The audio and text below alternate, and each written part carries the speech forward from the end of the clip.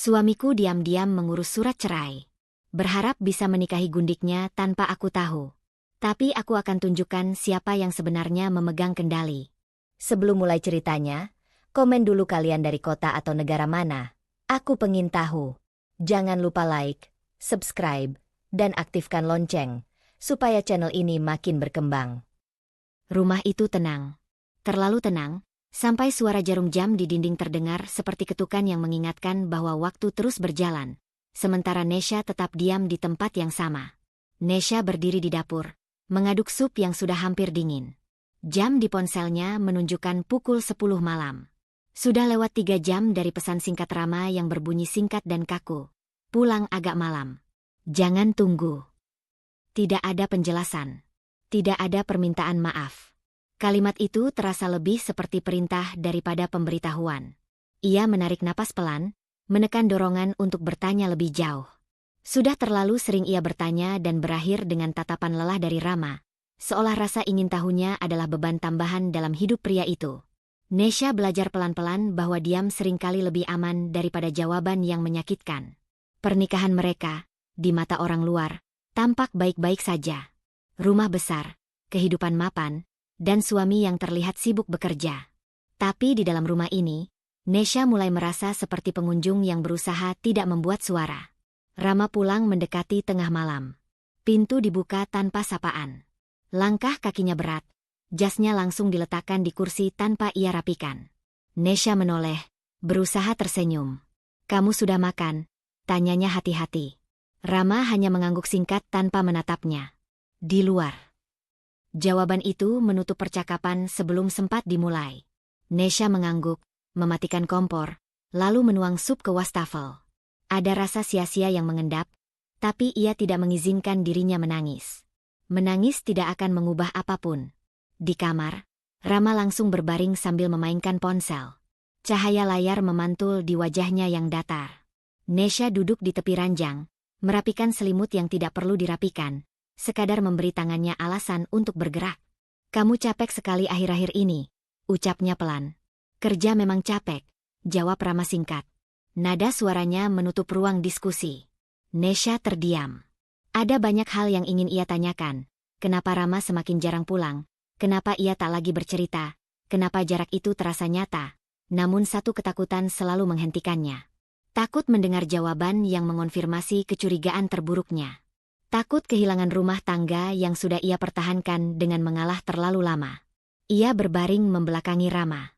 Dalam gelap, pikirannya berkelana ke masa lalu yang selalu ia coba kubur. Kenangan tentang ditinggalkan. Tentang janji yang perlahan menguap. Tentang perasaan tidak cukup, tidak dipilih. Rama tertidur cepat, napasnya teratur. Nesha masih terjaga, menatap dinding kosong. Ia menyadari sesuatu yang membuat dadanya mengencang. Ia sudah lama merasa sendirian, bahkan saat tidur di ranjang yang sama. Pagi datang dengan suara pintu depan ditutup keras. Rama berangkat tanpa sarapan, tanpa berpamitan. Di meja makan, ponsel Nesha bergetar. Sebuah pesan masuk, bukan dari Rama, melainkan dari Bu Sari. "Nesha, kamu sebagai istri harus lebih perhatian. Jangan sampai suami mencari kenyamanan di luar." Nesha membaca pesan itu berulang kali. Tidak ada pertanyaan tentang keadaannya, tidak ada kepedulian. Hanya tuduhan yang dibungkus nasihat. Ia tahu posisi Bu Sari sebagai ibu Rama selalu jelas, membela anaknya, apapun yang terjadi. Dan entah bagaimana, setiap masalah rumah tangga selalu berujung pada kesalahan Nesha. Ia meletakkan ponsel dengan tangan sedikit gemetar. Untuk sesaat, ia ingin membalas. Membela diri. Menjelaskan bahwa ia sudah berusaha. Tapi seperti biasanya, ia memilih diam.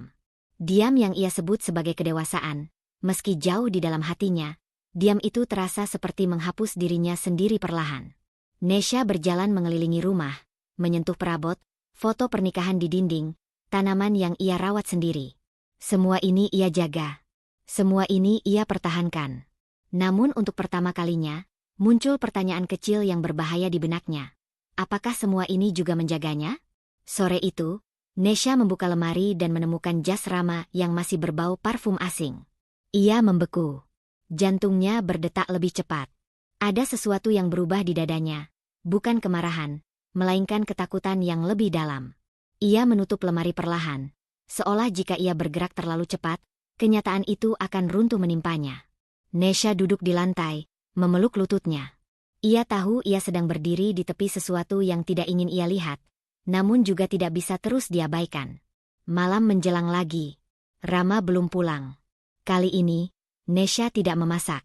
Ia duduk di ruang tamu dalam gelap, menatap pintu yang sama sekali tidak bergerak. Di dalam dirinya, sebuah keputusan kecil mulai terbentuk. Belum berani bersuara, tapi cukup berbahaya untuk mengubah segalanya. Ia berjanji pada dirinya sendiri, dengan suara yang hampir tak terdengar. Jika jarak ini terus melebar, aku tidak bisa terus berpura-pura tidak melihatnya. Dan untuk pertama kalinya, ketakutan Nesha bukan hanya tentang ditinggalkan, melainkan tentang kehilangan dirinya sendiri jika ia tetap diam. Malam itu berakhir tanpa kepastian, dan pagi datang dengan sisa ketegangan yang belum menguap. Nesha bangun dengan dada terasa berat, seolah janji kecil yang ia ucapkan pada dirinya sendiri semalam berubah menjadi beban yang belum siap ia pikul. Rama masih tidur saat Nesha beranjak dari ranjang. Punggungnya membelakangi. Jarak di antara mereka terasa lebih nyata daripada sentuhan apapun. Di dapur, Nesha menyiapkan sarapan seperti biasa. Tangannya bergerak otomatis, sementara pikirannya sibuk merapikan perasaan yang berantakan. Ia bertanya-tanya apakah hari ini ia harus bersikap berbeda, lebih berani, lebih jujur, atau tetap menjadi diri yang selama ini dipilih Rama, istri yang tidak banyak bertanya. Suara bel memecah keheningan. Nesha terkejut. Bel itu jarang berbunyi sepagi ini. Saat pintu dibuka, Bu Sari berdiri di ambang pintu dengan wajah datar yang sulit ditebak. Tas tangannya digenggam erat seolah rumah ini bukan milik orang lain, melainkan perpanjangan dari wilayahnya sendiri. "Kamu sendirian?" tanya Bu Sari tanpa menunggu dipersilakan masuk. "Rama masih di kamar, Bu," jawab Nesha pelan, memberi jalan. Bu Sari melangkah masuk, matanya menyapu rumah dengan penilaian yang tak disembunyikan. Ia duduk di kursi ruang makan, meletakkan tasnya dengan sikap seorang yang merasa berhak. Nesha menyeduhkan teh, berusaha menjaga senyum agar tidak goyah. "Kamu kelihatan capek," kata Bu Sari sambil meniup teh. Nada suaranya terdengar seperti perhatian, namun matanya tidak menunjukkan hal yang sama. Istri seharusnya memang bisa jaga suami, bukan cuma rumah.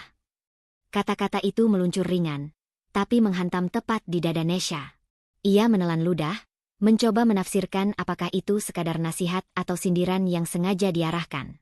"Saya berusaha, Bu," jawab Nesha, lebih sebagai pembelaan daripada jawaban. Bu Sari tersenyum tipis. "Berusaha saja tidak cukup. Kalau suami sampai sering di luar, berarti ada yang kurang di rumah." Kalimat itu menggantung di udara. Nesha merasakan panas di wajahnya, campuran malu dan sakit yang sulit dijelaskan. Ia ingin mengatakan bahwa Rama jarang di rumah bukan karena dirinya. Ingin menjelaskan bahwa ia sudah melakukan semua yang bisa ia lakukan. Namun suaranya tertahan di tenggorokan. Rama akhirnya keluar dari kamar. Rambutnya masih basah, wajahnya datar. Ia mencium tangan ibunya singkat lalu duduk tanpa menatap Nesha. "Ibu pagi-pagi datang?" tanya Rama. Bu Sari mengangguk. "Ibu cuma khawatir. Kamu terlalu sering di luar, Nak. Ibu takut kamu tidak diurus dengan baik." Rama melirik Nesha sekilas, lalu mengangkat bahu. "Aku sibuk kerja, Bu." Itu saja. Tidak ada pembelaan. Tidak ada klarifikasi. Tidak ada satu kata pun yang menepis tuduhan ibunya. Nesha menunggu, berharap Rama akan berkata sesuatu, apa saja, yang menunjukkan bahwa ia masih berada di pihaknya. Namun harapan itu gugur satu persatu. Bu Sari menghela napas seolah kecewa. "Ya sudah." Ibu cuma mengingatkan. Jangan sampai orang lain yang lebih perhatian. Kali ini, Nesha merasa kakinya lemas. Sindiran itu tidak lagi halus. Itu peringatan. Dan Rama tetap diam, seolah percakapan itu tidak melibatkannya. Sarapan berlangsung sunyi. Bunyi sendok beradu dengan piring terdengar terlalu keras. Nesha makan tanpa rasa, matanya menunduk. Ia merasa kecil, seolah keberadaannya dipertanyakan di hadapan dua orang yang seharusnya menjadi keluarganya. Setelah Bu Sari pergi, rumah kembali sepi, namun tidak lagi terasa tenang. Rama berdiri, meraih tas kerjanya. "Ibu cuma khawatir," katanya singkat, seakan itu cukup untuk menutup semuanya. Kamu dengar apa yang ibu katakan? Tanya Nesha pelan. Suaranya bergetar meski ia berusaha menahannya. Rama menatapnya sebentar, lalu menghela napas. Kamu terlalu sensitif. Jangan dibesar-besarkan. Kalimat itu mematahkan sesuatu di dalam diri Nesha. Ia mengangguk, bukan karena setuju, tetapi karena lelah. Rama pergi tanpa menunggu jawaban, meninggalkan pintu yang tertutup pelan namun terasa seperti benturan keras di dada Nesha. Ia berdiri lama di ruang tamu, menatap sekeliling. Rumah ini, yang semalam masih ia sebut sebagai sesuatu yang ia jaga mati-matian, kini terasa asing. Setiap sudutnya seperti menyimpan penghakiman yang tak terucap. Nesha duduk di sofa, memeluk bantal, mencoba mencari rasa aman yang dulu mudah ia temukan di rumah ini. Namun yang ia rasakan hanya kekosongan. Ia menyadari bahwa rasa takutnya kini berubah bentuk. Bukan lagi sekadar takut ditinggalkan, melainkan takut tidak pernah benar-benar diterima. Sore hari, ponselnya bergetar. Pesan dari Rama masuk singkat. Pulang malam lagi. Tidak ada penjelasan. Tidak ada tanda tanya. Nesha menatap layar itu lama. Untuk pertama kalinya, ia tidak langsung membalas. Di dadanya, tekanan baru muncul.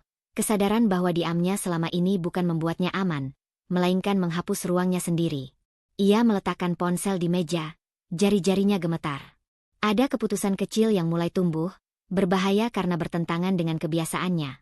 Mungkin, untuk tetap tinggal di rumah ini, ia harus berhenti merasa seperti tamu. Dan pikiran itu, meski belum berbentuk tindakan, cukup membuat malam terasa lebih panjang dari biasanya. Keheningan pagi terasa berbeda sejak hari sebelumnya. Nesha bangun dengan tubuh yang masih lelah, bukan karena kurang tidur, melainkan karena pikirannya tidak pernah benar-benar beristirahat. Kalimat Bu Sari dan sikap diam Rama terus berputar di kepalanya, membentuk gema yang membuat rumah terasa sempit. Ia bangkit perlahan, memastikan langkahnya tidak membangunkan Rama yang masih tertidur telentang. Ponselnya tergeletak di samping bantal. Di dapur, Nesha menyiapkan kopi dengan gerakan yang lebih kaku dari biasanya. Ia menyadari ada perubahan kecil dalam dirinya. Ia tidak lagi menunggu Rama bangun untuk bertanya apapun. Bukan karena tidak ingin tahu, melainkan karena takut jawaban yang mungkin ia dengar. Rama keluar dari kamar menjelang siang. Wajahnya tampak segar, seolah malam-malam panjang di luar rumah tidak menyisakan apapun. Ia mengambil kunci mobil, memeriksa ponselnya sekilas. Aku pergi sebentar, katanya singkat. Kamu pulang makan siang? Tanya Nesha, berusaha menjaga nada tetap ringan. Rama menggeleng. Nanti. Ia berbalik, lalu berhenti sejenak. Ponselku ketinggalan. Aku ambil dulu. Rama kembali ke kamar mandi. Nesha berdiri terpaku di ruang tengah. Ponsel itu masih tergeletak di meja dekat sofa. Layarnya menyala karena notifikasi baru masuk. Nesha tidak berniat melihat. Ia bahkan melangkah menjauh. Namun suara getar kedua menyusul. Dan namanya, bukan namanya, melainkan nama perempuan lain, terpampang jelas di layar. Laras, aku capek nunggu. Kamu bilang segera, tapi sampai kapan? Nesha berhenti bernapas. Jantungnya berdetak keras, terlalu keras untuk diabaikan. Ia tidak menyentuh ponsel itu, hanya menatapnya seolah benda itu bisa menggigit. Pesan berikutnya masuk, lebih singkat, lebih tajam. Laras, aku butuh kepastian. Tidak ada emoji. Tidak ada basa-basi. Kalimat itu terdengar seperti tuntutan, bukan percakapan. Nesha merasakan kakinya melemah. Nama itu, Laras, tidak ia kenal secara pribadi, tetapi konteksnya terlalu jelas untuk disalahartikan. Ini bukan rekan kerja. Ini bukan urusan biasa. Langkah Rama terdengar dari kamar mandi. Nesha refleks menjauh satu langkah, seolah tertangkap melakukan sesuatu yang terlarang, meski ia hanya melihat. Rama keluar, mengambil ponselnya. Tatapan mereka bertemu sepersekian detik. Rama mengerutkan kening. Kenapa? Tanyanya. Nesha menelan ludah. Tadi, ada pesan masuk. Rama melirik ponselnya, lalu tertawa pendek. Oh, itu. Oh itu. Nesha mengulang, suaranya nyaris tak terdengar. Teman lama, jawab Rama cepat. Masalah kerja. Kamu jangan kebanyakan mikir. Kata-kata itu terasa terlalu siap, terlalu lancar. Nesha mengumpulkan keberanian yang tersisa. Dia minta kepastian. Rama. Rama menghela napas panjang, jelas kesal. Kamu baca pesannya, ya? Aku sudah bilang jangan curiga berlebihan. Kamu ini kenapa sih akhir-akhir ini? Nada suaranya berubah. Bukan defensif, melainkan menyerang. Nesha merasa posisinya langsung terbalik. Dari yang bertanya menjadi yang dituduh. Aku cuma tanya, ucap Nesha pelan. Karena aku istrimu. Justru karena itu, potong Rama, kamu harus percaya. Jangan semua hal kamu anggap aneh. Capek aku kalau tiap pulang harus diinterogasi. Interogasi. Kata itu menusuk. Nesha ingin berkata bahwa ia hanya ingin kejelasan, bahwa jarak ini nyata dan menyakitkan. Tapi melihat wajah Rama yang menutup diri, ia merasa pertanyaan apapun hanya akan membuatnya terlihat semakin salah. Aku percaya, kata Nesha akhirnya, meski dadanya terasa sesak. Kata itu meluncur lebih cepat dari keyakinannya sendiri. Rama mengangguk. Puas. Bagus. Jangan dengerin omongan orang atau pikiran kamu sendiri. Ia pergi tanpa menoleh lagi. Pintu tertutup, dan keheningan kembali menguasai rumah. Nesha duduk perlahan di sofa. Tangannya gemetar, bukan karena marah, melainkan karena ada sesuatu yang runtuh di dalam dirinya. Ia baru saja memilih percaya, bukan karena yakin, tetapi karena takut. Takut jika ia terus bertanya, Rama akan semakin menjauh. Takut jika ia bersikeras, rumah tangga ini benar-benar akan lepas dari genggamannya. Namun bersamaan dengan itu, muncul ketakutan lain yang lebih halus dan lebih berbahaya. Ia merasa sedang kehilangan kendali atas hidupnya sendiri. Keputusan-keputusan kecil, kapan bertanya, kapan diam, kapan percaya. Semuanya terasa ditentukan oleh reaksi Rama, bukan oleh batas yang ia miliki. Sore itu, Nesha membersihkan rumah dengan lebih keras dari biasanya. Setiap gerakan seperti upaya mengusir pikiran yang terus kembali pada satu kalimat. Aku butuh kepastian. Ia bertanya-tanya, kepastian seperti apa yang dimaksud Laras? Dan yang lebih menakutkan, apakah Rama juga sedang menyiapkan kepastian itu? Malam datang, dan Rama kembali pulang larut. Ia bersikap seolah tidak ada apa-apa. Nesha menanggapinya dengan sikap yang sama. Mereka makan dalam diam, berbagi ruang tanpa berbagi apapun. Sebelum tidur, Nesha membuka ponselnya sendiri. Jarinya melayang di atas layar. Ragu. Ia mengetik nama Mira, sahabatnya, lalu menghapusnya. Ia belum siap bercerita. Mengaku berarti membuka kemungkinan bahwa kecurigaannya nyata.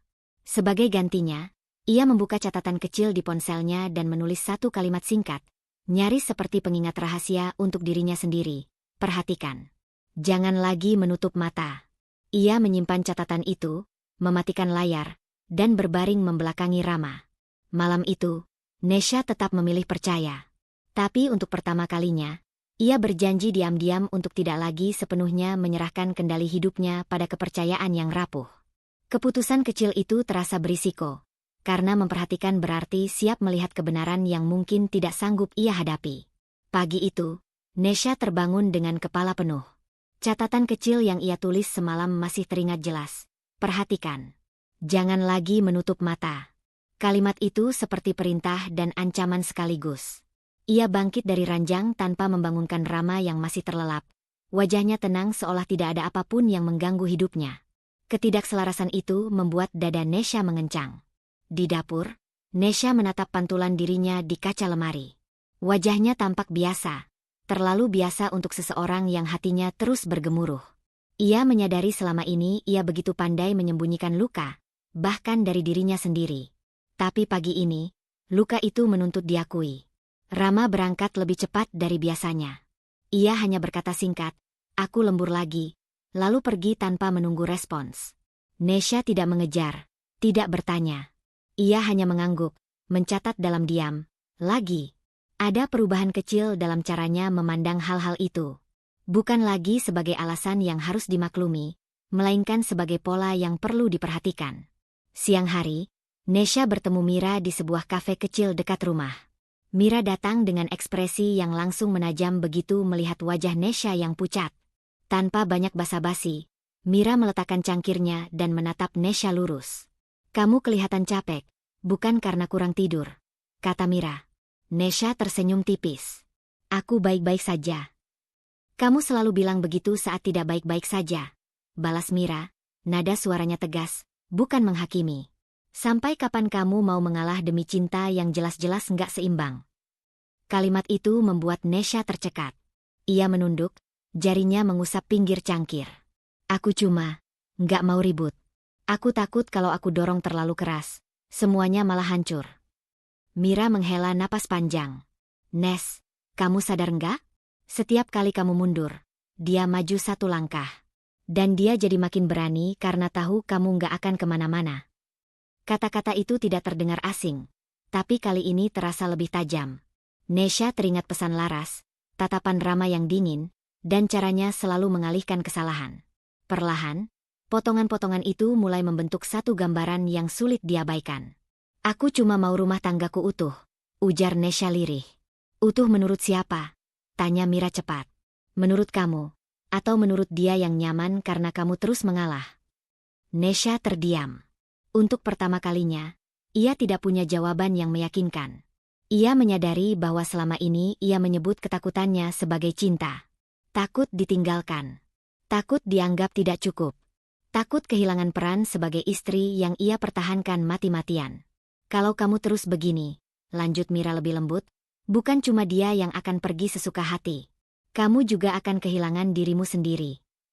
Kata-kata itu menancap dalam. Nesha mengangguk pelan. Ia belum siap membantah, apalagi bertindak. Tapi ada sesuatu yang berubah. Kesadaran kecil bahwa ketakutannya bukan sekadar kelemahan, melainkan undangan bagi Rama untuk melangkah lebih jauh tanpa konsekuensi. Sore itu, Nesha pulang dengan pikiran yang lebih jernih, meski hatinya berat. Rama belum pulang. Di rumah yang sunyi, Nesha berjalan perlahan, kali ini tidak untuk membersihkan atau menunggu, melainkan untuk mengamati. Ia membuka lemari, melihat jas Rama yang kembali berbau parfum asing. Ia tidak langsung menutupnya seperti sebelumnya. Ia berdiri lebih lama, membiarkan fakta itu menempel di ingatannya. Ia duduk di ruang tamu, memperhatikan jadwal di kalender, catatan kecil tentang kepulangan Rama yang sering ia hapus agar terlihat rapi. Kali ini, ia tidak menghapus. Ia menandai jam pulang Rama dengan lingkaran kecil. Bukan untuk menuduh, tetapi untuk mengingat. Malam tiba, Rama pulang dengan wajah lelah. Aku lapar, katanya singkat. Ada makanan di dapur, jawab Nesha. Nada suaranya datar, bukan dingin, hanya tidak lagi berusaha menyenangkan. Rama meliriknya sekilas, mungkin merasakan perubahan kecil itu. Kamu kenapa? Tidak apa-apa, jawab Nesha. Kali ini, ia tidak tersenyum. Mereka makan tanpa percakapan panjang. Nesha memperhatikan caranya makan tergesa, caranya memeriksa ponsel di sela-sela suapan. Ia menahan diri untuk tidak bertanya. Bukan karena takut, melainkan karena ia ingin melihat seberapa jauh Rama merasa bebas tanpa pengawasan atau permohonan darinya. Di kamar, saat Rama tertidur lebih dulu, Nesha membuka ponselnya. Ia kembali ke catatan kecil yang ia buat. Kali ini, ia menambahkan satu baris baru. Jangan memohon untuk dihargai. Menulis kalimat itu membuat tangannya sedikit gemetar. Ia tahu keputusan ini berisiko. Mengamati berarti mengumpulkan kebenaran. Dan kebenaran, apapun bentuknya, akan memaksanya memilih di kemudian hari. Nesha mematikan layar dan berbaring, menatap langit-langit dalam gelap. Ia belum berubah menjadi perempuan yang berani menghadapi segalanya. Tapi malam itu, ia berhenti menjadi perempuan yang terus memohon agar dicintai. Tekanan batin itu tidak meledak, ia mengendap. Dan justru itulah yang paling berbahaya. Pagi itu, Nesha terbangun dengan perasaan yang belum sempat ia beri nama. Bukan sedih, bukan marah, lebih seperti firasat yang menggantung dan menolak turun menjadi kepastian. Sejak pertemuannya dengan Mira, Nesha berhenti bertanya dan mulai mengamati. Keputusan kecil itu membuat dunianya terasa lebih sunyi, namun juga lebih tajam. Rama sudah duduk di meja makan ketika Nesha keluar dari kamar. Di hadapannya terbentang map coklat tebal, beberapa lembar kertas tersusun rapi di dalamnya. Ia membaca dengan serius, alisnya berkerut, pena di tangan bergerak cepat memberi tanda. Pemandangan itu tidak biasa. Rama jarang membawa urusan kerja ke rumah, apalagi terlihat seteliti ini. Nesha menuang air ke gelasnya, matanya sesekali melirik ke arah map itu. Ada cap kantor notaris di salah satu sudut kertas. Ia tidak mengenali isinya, tapi nalurinya langsung siaga. "Kamu lagi urus apa?" tanyanya. Suaranya sengaja dibuat netral. Rama menutup map itu setengah, seolah baru sadar sedang diperhatikan. "Kerjaan," jawabnya singkat. "Banyak yang harus dibereskan." "Oh," kata Nesha. Tidak ada pertanyaan lanjutan.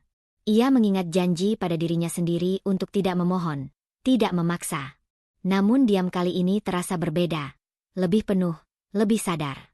Rama berdiri, merapikan kertas-kertas itu dengan tergesa, lalu memasukkannya kembali ke dalam tas.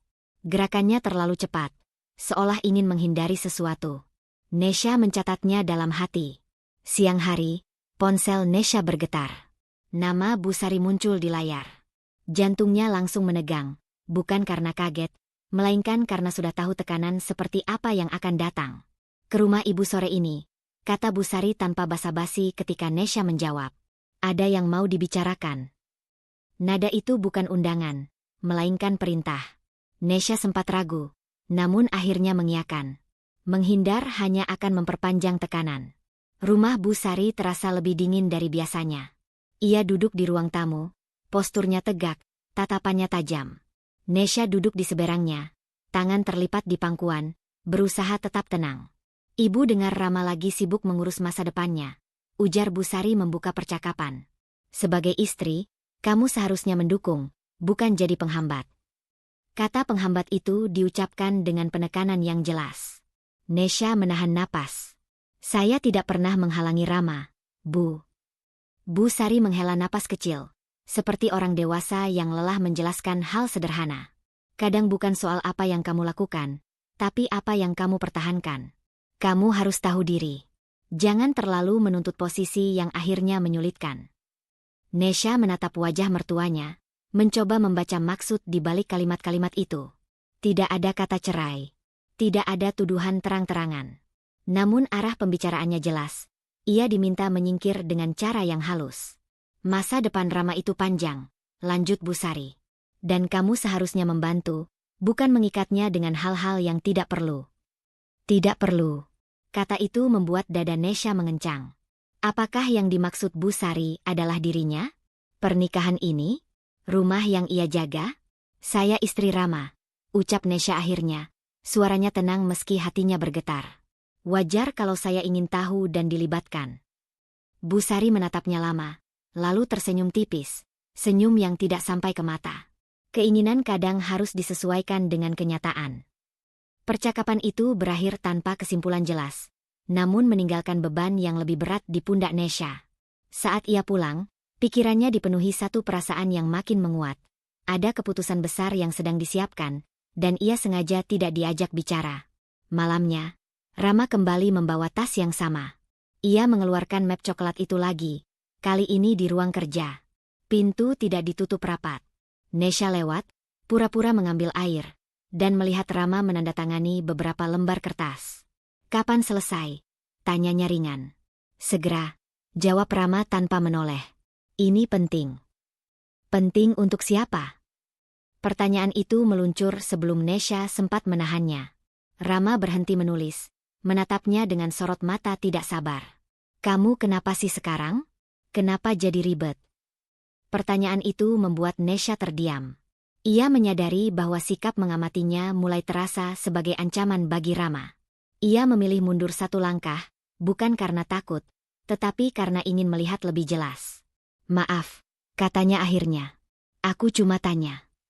Rama mendengus, kembali ke kertas-kertasnya. Nesha berjalan pergi, namun perasaan tidak tenang semakin menekan. Ia masuk ke kamar, duduk di tepi ranjang, dan mencoba menyusun potongan-potongan yang ia lihat hari ini. Dokumen rahasia, tekanan Busari, sikap defensif Rama. Semuanya mengarah pada satu kemungkinan yang membuat perutnya mual. Ada rencana besar yang menyangkut hidupnya, disiapkan tanpa persetujuannya. Nesha membuka ponselnya dan kembali ke catatan kecil itu. Kali ini, ia menulis lebih panjang dari biasanya. "Jika keputusan ini diambil tanpa aku, maka aku harus bersiap menghadapi akibatnya." Menulis kalimat itu terasa seperti melangkah ke wilayah berbahaya. Namun untuk pertama kalinya, Nesha tidak menghapusnya. Ia menyimpan catatan itu, mematikan lampu, dan berbaring dalam gelap. Di luar kamar, suara kertas di balik terdengar samar. Dan di dalam dada Nesha, ketenangan palsu akhirnya runtuh, digantikan oleh keyakinan yang semakin sulit diabaikan. Sesuatu sedang diputuskan, dan ia mungkin hanya akan diberitahu setelah semuanya terlambat. Malam sebelumnya meninggalkan jejak yang tidak hilang meski pagi datang dengan cahaya terang. Nesha bangun dengan tubuh terasa ringan namun kepalanya penuh. Bukan karena kurang tidur, melainkan karena pikirannya tak berhenti menyusun kemungkinan. Dokumen, Busari, sikap Rama. Semuanya kini berbaris rapi, seperti potongan puzzle yang menunggu satu kepingan terakhir. Ia tidak lagi berharap pada penjelasan. Yang tersisa hanya kesiapan untuk menerima apapun yang akan muncul. Hari itu, Nesha memutuskan keluar rumah lebih awal. Ia memilih duduk di sebuah kafe kecil dekat kantor lama ayahnya, tempat yang memberinya rasa aman. Ia membuka laptop, mencoba bekerja, namun fokusnya buyar. Setiap suara pintu terbuka membuat dadanya mengencang, seolah firasat sedang menuntunnya ke satu pertemuan tak terelakkan. Dan firasat itu benar. Seorang perempuan masuk dengan langkah pasti. Penampilannya rapi, sederhana tapi mahal. Rambutnya terikat rendah, wajahnya tenang, nyaris tanpa ragu. Tatapannya menyapu ruangan, lalu berhenti tepat pada Nesha. Perempuan itu mendekat. "Kamu Nesha?" tanyanya. Nesha menutup laptop perlahan. "Iya." Perempuan itu menarik kursi dan duduk tanpa diminta. "Namaku Laras." Nada suaranya datar. Tidak menantang, tidak pula ramah. Seperti seseorang yang datang untuk menyampaikan informasi penting, bukan meminta izin. Nesha tidak langsung bertanya. Ia menunggu. "Aku rasa kamu sudah menebak kenapa aku ke sini," lanjut Laras. "Aku wanita yang akan dinikahi Rama." Kalimat itu jatuh begitu saja, tanpa drama, tanpa penekanan. Justru karena itulah, rasanya menghantam lebih keras. Dada Nesha berdenyut nyeri. Napasnya tertahan sesaat. Namun wajahnya tetap tenang. Ia menyadari bahwa air mata adalah reaksi lama, dan ia tidak ingin kembali ke sana. "Aku tidak datang untuk merebut," kata Laras lagi, seolah membaca kebekuan di wajah Nesha. "Aku datang karena Rama bilang semuanya sudah diurus." "Diurus bagaimana?" tanya Nesha akhirnya. Suaranya terdengar asing di telinganya sendiri. Dingin, terkendali.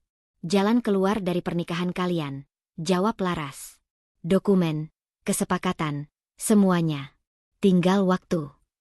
Nesha menatap Laras lama. Ia mencoba menemukan kebohongan, keraguan, atau setidaknya rasa bersalah. Namun yang ia temukan hanyalah keyakinan tenang dari seseorang yang merasa posisinya aman. "Dia bilang apa lagi?" tanya Nesha. Laras menyilangkan tangannya di atas meja. "Bahwa kamu orang baik. Dan kamu akan mengerti. Karena selama ini kamu selalu mengalah." Kata-kata itu menusuk lebih dalam daripada pengakuan apapun. Nesha hampir tersenyum. Ternyata citranya di mata Rama memang sesederhana itu. Perempuan yang akan selalu mengerti, bahkan ketika diinjak. "Terima kasih sudah jujur," ucap Nesha pelan. Laras tampak sedikit terkejut. "Kamu tidak marah?" Nesha menggeleng. "Aku hanya mencatat." Pertemuan itu berakhir tanpa keributan. Laras pergi dengan langkah yang sama tenangnya saat datang. Nesha tetap duduk beberapa menit setelahnya, membiarkan rasa sakit menjalar, lalu berhenti. Ada sesuatu yang berubah tepat di titik itu. Nyeri yang biasanya membuatnya gemetar kini mengeras, berubah bentuk. Menjadi kewaspadaan. Sore hari, Rama pulang lebih cepat. Ia tampak lelah, namun ada kegelisahan yang tidak biasa di wajahnya. Nesha menyambutnya seperti biasa, tidak hangat, tidak dingin. Netral. "Kamu kemana hari ini?" tanya Rama sambil meletakkan tas. "Keluar sebentar," jawab Nesha. Rama mengangguk, lalu ragu sejenak sebelum berkata, "Ada hal penting yang perlu kita bicarakan." Nesha menatapnya. Jantungnya berdetak stabil. "Tentang apa?" Rama menarik napas, namun sebelum sempat bicara, ponselnya bergetar. Ia melirik layar, wajahnya berubah. Tanpa sadar, ia menjauh sedikit. "Angkat saja," kata Nesha tenang. "Aku tidak keberatan." Rama terdiam, lalu mematikan ponsel itu. "Nanti saja." Nesha mengangguk. Ia tidak memaksa. Dalam hatinya, Satu keputusan kecil mulai terbentuk. Keputusan yang berisiko, karena akan mengubah cara ia bertahan selama ini. Malam itu, setelah Rama tertidur, Nesha membuka laci lemari yang jarang ia sentuh. Ia mengeluarkan map lama berisi salinan dokumen pribadi yang dulu ia anggap tidak penting untuk dipegang sendiri. Perlahan, ia menyusunnya kembali, memeriksa satu persatu. Untuk pertama kalinya, Nesha tidak merasa sebagai korban yang menunggu dijelaskan. Ia merasa seperti pengamat yang sedang mempersiapkan langkah. Di dalam gelap kamar, ia berbisik pada dirinya sendiri, hampir tanpa suara. Jika mereka sudah menyiapkan jalan keluarku, maka aku harus tahu dari mana pintu itu dibuka. Dan keputusan kecil itu, untuk mulai memeriksa, bukan menunggu, menjadi awal dari tekanan batin baru yang tidak bisa lagi ia hindari. Keputusan kecil yang Nesha buat semalam tidak memberinya tidur nyenyak. Ia terbangun sebelum subuh, dengan perasaan seperti sedang berdiri di tepi sesuatu yang besar dan tak terlihat. Bukan ketakutan yang melumpuhkan, melainkan dorongan sunyi yang menuntut kepastian. Ia tidak lagi ingin menduga. Pagi itu, Nesha berpakaian rapi tanpa bertanya kemana Rama akan pergi. Mereka sarapan dalam diam. Rama sempat meliriknya beberapa kali, seolah mencari tanda, air mata, kemarahan, atau kepasrahan lama. Tidak ada yang ia temukan. Nesha hanya tersenyum tipis, lalu pamit keluar rumah lebih dulu. Tujuannya jelas. Kantor Dika berada di lantai 3 sebuah gedung tua yang tenang. Tidak mencolok, tidak mewah, tapi terawat. Dika adalah rekan lama almarhum ayah Nesha, sekaligus konsultan hukum keluarga yang sejak awal pernikahan lebih sering berurusan dengan Rama daripada dengannya. Selama ini, Nesha sengaja menjauh. Ia merasa tidak pantas ikut campur urusan teknis. Kini, ia menyesali sikap itu. Dika terkejut melihat Nesha datang sendiri. Nesha. Ia berdiri dari kursinya. Ada apa? Kamu jarang sekali ke sini. Aku ingin tahu sesuatu, jawab Nesha tanpa basa-basi. Dan aku ingin mendengarnya langsung. Nada suaranya membuat Dika mengangguk pelan. Ia mempersilakan Nesha duduk, lalu menutup pintu ruangannya. Ada perubahan sikap, lebih serius, lebih waspada. Katakan, ucap Dika. Nesha menarik napas. Semua aset keluarga, rumah, rekening, properti. Secara hukum, atas nama siapa? Dika tidak langsung menjawab. Ia membuka laci, mengeluarkan map tebal berlabel nama keluarga Nesha. Tangannya bergerak terlatih, namun matanya sesekali menatap wajah Nesha, seperti memastikan ia siap mendengar. Secara hukum, kata Dika akhirnya, semuanya atas namamu. Nesha mengerjap. Sekali. 2 kali. Maaf? Suaranya terdengar pelan. Dika mendorong beberapa lembar dokumen ke arahnya. Sejak awal. Bahkan sebelum kamu menikah. Ayahmu memastikan seluruh aset utama dicatat atas namamu sebagai ahli waris tunggal. Setelah menikah pun, tidak ada perjanjian perubahan kepemilikan. Nesha menatap kertas-kertas itu. Tanda tangannya ada di sana. Tanda tangan lama, yang dulu ia bubuhkan tanpa benar-benar membaca. Karena ia percaya. Karena ia lelah. Karena ia pikir itu tidak penting. Rama? Tanyanya. Tidak pernah tercatat sebagai pemilik, jawab Dika jujur. Ia hanya diberi kuasa mengelola beberapa hal. Akses. Hak pakai. Bukan kepemilikan. Kalimat itu seperti gema panjang di kepalanya. Selama ini, Rama hanya menikmati. Dadanya terasa sesak, namun bukan karena kehilangan. Justru sebaliknya. Ada rasa aneh yang naik perlahan, campuran syok, malu, dan kesadaran pahit. Betapa kecilnya ia menempatkan dirinya sendiri. Betapa mudahnya ia menyerahkan kendali, hanya demi menjaga pernikahan tetap utuh. Jadi semua yang dia gunakan. Nesha terdiam. Secara hukum, bisa kamu tarik kapan saja, lanjut Dika. Rumah yang kalian tinggali, kendaraan, bahkan beberapa investasi. Semua tercatat sah atas namamu. Nesha menutup mata sesaat. Ingatan berkelebat, Busari yang berkata ia hanya menumpang hidup dari Rama.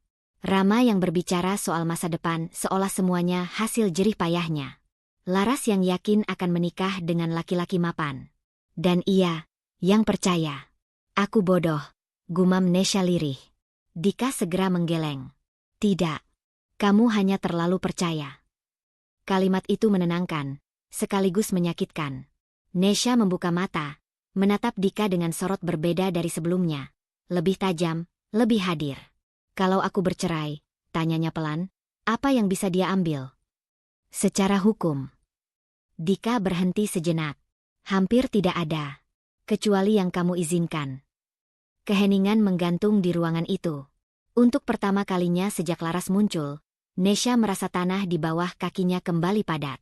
Bukan karena Rama masih miliknya, melainkan karena hidupnya ternyata tidak pernah benar-benar lepas dari genggamannya sendiri. Ia berdiri, mengumpulkan dokumen dengan tangan yang kini stabil. Aku perlu salinan lengkap, katanya. Dan aku ingin tahu setiap detail kuasa yang pernah aku berikan. Dika menatapnya beberapa detik, lalu tersenyum tipis. Baik, kita mulai hari ini. Saat keluar dari gedung itu, matahari siang terasa lebih terang. Nesha berhenti sejenak di trotoar, menatap jalanan yang ramai. Dunia tidak berubah. Namun posisinya di dalam dunia itu, ya, itu berubah. Ia mengeluarkan ponsel, membuka pesan dari Rama yang masuk 1 jam lalu. Kita perlu bicara serius malam ini. Nesha menatap layar itu lama, lalu mengunci ponselnya tanpa membalas. Di dalam dirinya, sebuah tekanan baru muncul. Bukan lagi rasa takut ditinggalkan, melainkan pertanyaan berbahaya. Jika semua ini milikku, sampai kapan aku akan berpura-pura tidak tahu?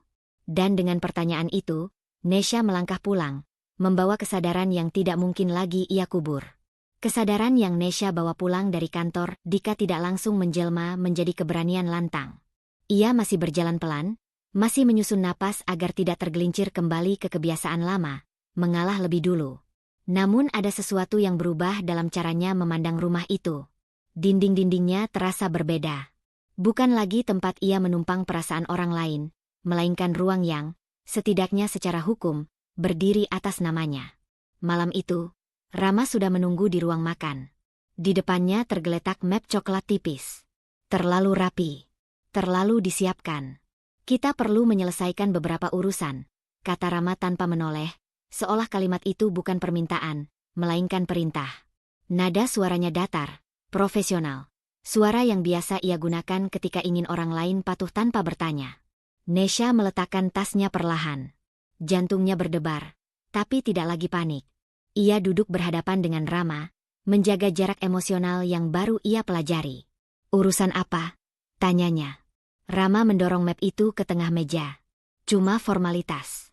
Beberapa dokumen pengurusan aset dan administrasi. Tanda tangan saja. Formalitas. Kata itu menggantung di udara, memantul di benak Nesha. Ia teringat bagaimana selama ini ia menandatangani banyak hal tanpa membaca. Bagaimana kepercayaannya selalu dibalas dengan tuntutan lebih besar. Ia membuka map itu pelan-pelan. Beberapa lembar dokumen tercetak rapi, bahasa hukumnya panjang dan berlapis. Namun kali ini, mata Nesha tidak kabur. Ia membaca lebih teliti. Ada frasa tentang kuasa, pengalihan wewenang, dan pengurusan penuh atas properti tertentu. Tangannya berhenti. Ini bukan formalitas, ucap Nesha pelan. Rama menghela napas, seolah sedang menghadapi anak kecil yang rewel. Nesha, jangan mulai lagi. Aku sudah capek hari ini. Nesha mengangkat wajahnya. Untuk pertama kalinya, ia tidak meminta pengertian. Ini dokumen yang memberimu kuasa penuh atas aset tertentu. Kenapa kamu bilang ini formalitas? Rama terdiam sesaat. Hanya sesaat. Lalu senyum tipis muncul. Senyum yang dulu sering membuat Nesha ragu pada nalarnya sendiri. Kamu terlalu curiga, katanya. Ini cuma pengaturan teknis. Supaya lebih praktis. Praktis untuk siapa? Tanya Nesha. Nada itu, tenang, tidak bergetar, membuat Rama menegakkan punggungnya. Ada perubahan kecil di wajahnya, seperti topeng yang sedikit bergeser. Untuk kita, jawabnya cepat. Untuk masa depan. Nesha menutup map itu perlahan. Suara kertas bertemu kertas terdengar lebih keras dari yang seharusnya. Aku tidak akan menandatanganinya. Kalimat itu jatuh di meja seperti benda asing. Rama menatapnya, alisnya berkerut. Apa? Aku bilang, aku tidak akan menandatangani apapun tanpa penjelasan lengkap, ulang Nesha. Dan tanpa aku berkonsultasi lebih dulu. Wajah Rama mengeras. Sejak kapan kamu perlu izin orang lain untuk urusan rumah tangga kita? Sejak aku sadar aku tidak lagi aman, jawab Nesha dalam hati. Aku berhak tahu, katanya pelan. Ini menyangkut hidupku juga. Rama tertawa pendek, tanpa humor. Jangan sok mandiri. Kamu pikir kamu paham hal-hal seperti ini? Kalimat itu dulu akan membuat Nesha mundur. Malam ini, kalimat itu justru menegaskan sesuatu yang sudah lama ia rasakan. Aku bisa belajar, balasnya. Dan aku sedang melakukannya. Rama berdiri tiba-tiba. Kursinya bergeser kasar. Suaranya menggores lantai. Kamu berubah, katanya dengan nada tajam. Sejak kapan kamu jadi seperti ini? Nesha ikut berdiri, meski lututnya sedikit gemetar. Sejak aku lelah merasa bodoh di rumahku sendiri. Keheningan menyambar di antara mereka. Mata Rama menyipit. Untuk pertama kalinya, Nesha melihat kemarahan yang tidak disamarkan. Bukan ledakan besar, melainkan tekanan dingin. Cara Rama mengontrol situasi dengan intimidasi halus. Kamu istri aku, katanya rendah. Jangan lupa posisi kamu. Kalimat itu menekan, seperti tangan yang dulu sering ia rasakan di bahunya. Tidak menyakiti, tapi membuatnya tak bisa bergerak. Namun malam ini, Nesha tidak menunduk. Aku tahu posisiku, katanya. Dan justru karena itu, aku tidak akan tanda tangan. Rama mendengus, mengambil map itu kembali. Baik, ujarnya dingin. Kalau kamu mau main keras, jangan salahkan aku kalau semuanya jadi rumit. Ancaman itu tidak lagi membuat Nesha gemetar seperti dulu. Yang ia rasakan justru kewaspadaan tajam. Ia melihat dengan jelas, kemarahan Rama bukan karena ia menolak, melainkan karena ia kehilangan kendali. Saat Rama pergi ke kamar tanpa menoleh lagi, Nesha tetap berdiri di ruang makan. Napasnya masih berat, tangannya dingin. Tapi ada sesuatu yang menetap di dadanya. Sebuah keyakinan rapuh namun nyata. Ia tidak menandatangani apapun malam ini. Dan keputusan kecil itu terasa berisiko. Seolah ia baru saja melangkah keluar dari garis aman yang selama ini membelenggunya. Di balik pintu kamar yang tertutup, Nesha tahu, Rama tidak akan berhenti. Dan untuk pertama kalinya, ia bersiap, bukan untuk memohon, melainkan untuk bertahan. Pagi itu, rumah terasa lebih sempit dari biasanya. Sisa ketegangan semalam belum sepenuhnya mengendap ketika bel berbunyi, memecah keheningan yang rapuh. Nesha sedang merapikan dapur, berusaha menata rutinitas agar pikirannya tidak berlarian kemana-mana. Tangannya berhenti di udara saat ia melihat Bu Sari berdiri di balik pintu. Wajahnya kaku, sorot matanya tajam, seolah datang bukan untuk berkunjung, melainkan mengadili. Ada apa, Bu? Nesha membuka pintu dengan sikap sopan yang masih ia jaga, meski dadanya mengeras. Bu Sari melangkah masuk tanpa menunggu dipersilakan. Tasnya diletakkan keras di atas meja ruang tamu. Aku dengar kamu menolak tanda tangan dokumen Rama, katanya langsung, tanpa basa-basi. Nesha menutup pintu pelan. Informasi itu tidak mungkin sampai ke telinga Bu Sari tanpa perantara. Rama, pikirnya. Selalu Rama. Aku hanya ingin tahu apa yang aku tanda tangani, jawab Nesha, berusaha menjaga nada suaranya tetap rata. Bu Sari mendengus. Itu alasan orang serakah. Kamu kira aku tidak tahu? Sejak dulu kamu mengincar harta anakku. Kata-kata itu menghantam lebih keras dari yang Nesha duga. Bukan karena baru, melainkan karena betapa akrabnya tuduhan itu. Ia teringat tahun-tahun awal pernikahan, ketika Bu Sari sering menyinggung betapa beruntungnya Rama menikah dengannya.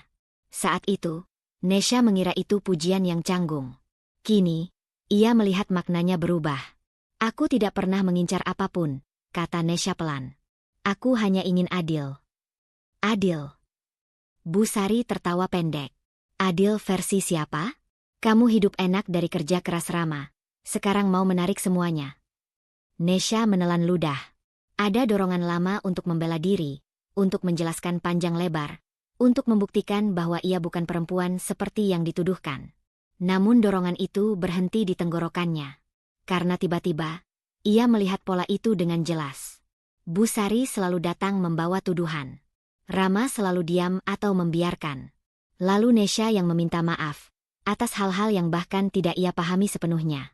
Lingkaran itu berulang, rapi, dan melelahkan. Apa Rama bilang begitu? Tanya Nesha akhirnya. Bu Sari terdiam sejenak. Hanya sejenak.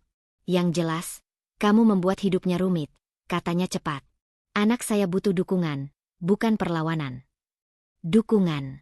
Kata itu terdengar mulia. Tapi selama ini artinya satu, menyerah. Nesha duduk perlahan di kursi, menjaga jarak aman. Bu Sari, ucapnya, suaranya lebih tenang dari yang ia bayangkan. Selama ini, setiap kali ada masalah, saya yang diminta mengalah. Setiap kali Rama mengambil keputusan sepihak, saya yang diminta memahami. Pernahkah ibu bertanya bagaimana perasaan saya? Bu Sari memalingkan wajah. Perasaan tidak penting kalau kamu istri. Kalimat itu menutup sesuatu di dalam diri Nesha. Bukan dengan amarah meledak, melainkan kesadaran dingin. Ia tidak sedang berhadapan dengan orang yang ingin memahami. Ia sedang berhadapan dengan orang yang ingin menang. Saya tidak menghancurkan siapapun, kata Nesha pelan tapi tegas. Saya hanya berhenti membiarkan diri saya dihancurkan. Bu Sari menatapnya tajam. Kamu berani melawan orang tua. Nesha mengangkat wajahnya. Tidak ada air mata.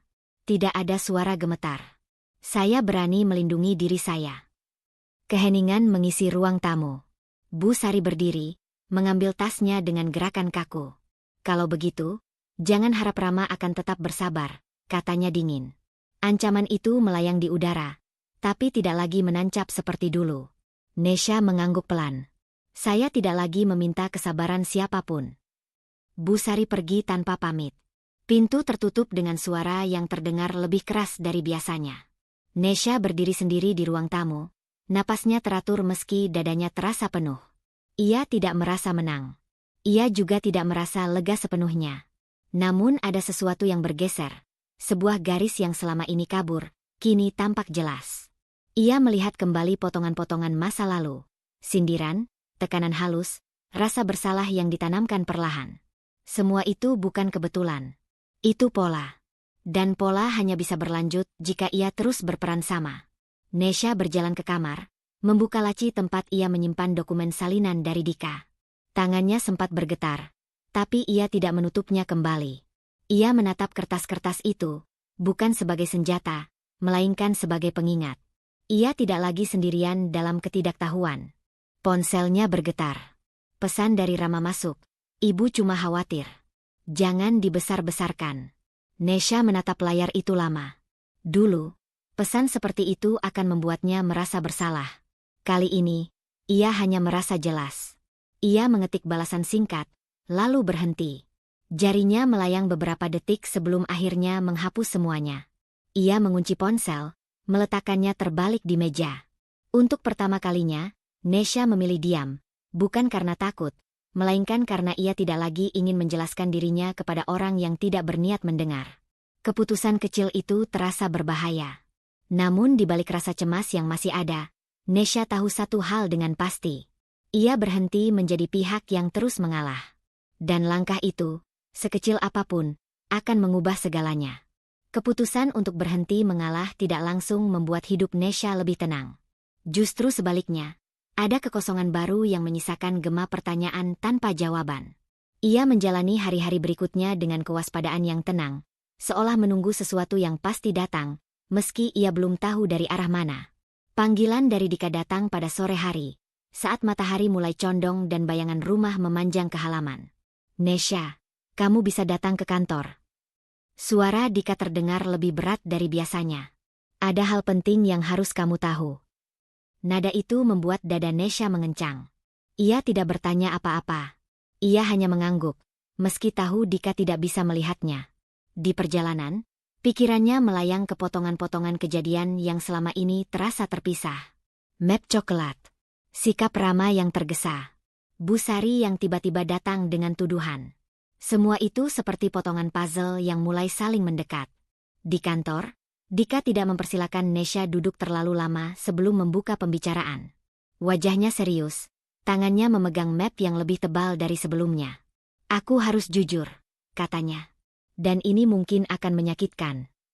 Nesha menarik napas dalam-dalam. Katakan saja. Dika membuka map itu dan menggeser satu berkas ke arahnya. Rama sudah mengajukan permohonan cerai. Kalimat itu meluncur datar. tapi dampaknya seperti jatuh dari ketinggian. Ruangan terasa mengecil. Nesha menatap kertas itu tanpa benar-benar melihat isinya. "Kapan?" tanyanya pelan. "Beberapa waktu lalu," jawab Dika. "Tanpa persetujuan atau tanda tanganmu. Ia mengurusnya sendiri. Tanpa sepengetahuanmu." Frasa itu berputar di kepala Nesha, menghantam satu-satunya hal yang masih ia pegang, kepercayaan bahwa, setidaknya, Rama akan jujur soal langkah besar seperti ini. Tangannya bergetar saat ia menyentuh ujung dokumen itu. Bukan karena ia tidak siap bercerai, melainkan karena cara itu dipilih, diam-diam, seolah ia bukan bagian dari hidup yang hendak diakhiri. "Dia bilang ini formalitas," gumam Nesha, lebih kepada dirinya sendiri. Dika mengangguk pelan. "Itu menjelaskan banyak hal." Nesha tertawa kecil, suara yang terdengar asing di telinganya sendiri. "Aku terus berpikir kalau aku hanya terlalu sensitif." "Tidak," kata Dika tegas. "Kamu tidak salah membaca situasi." Kalimat itu seharusnya menguatkan. Namun yang Nesha rasakan justru perih yang merambat pelan. Ia teringat semua malam ia menunggu Rama pulang. Semua usaha memperbaiki hal-hal yang ternyata sudah ia lepaskan tanpa sepengetahuannya. "Secara hukum," lanjut Dika hati-hati, "pengajuan ini masih bisa kamu tanggapi. Kamu punya hak penuh untuk menentukan langkah selanjutnya." Nesha mengangguk, meski pikirannya terasa kosong. Ada bagian dalam dirinya yang ingin runtuh, menangis, memaki, bertanya kenapa semua ini harus terjadi. Namun bagian itu ditahan oleh sesuatu yang baru tumbuh sejak ia berhenti mengalah.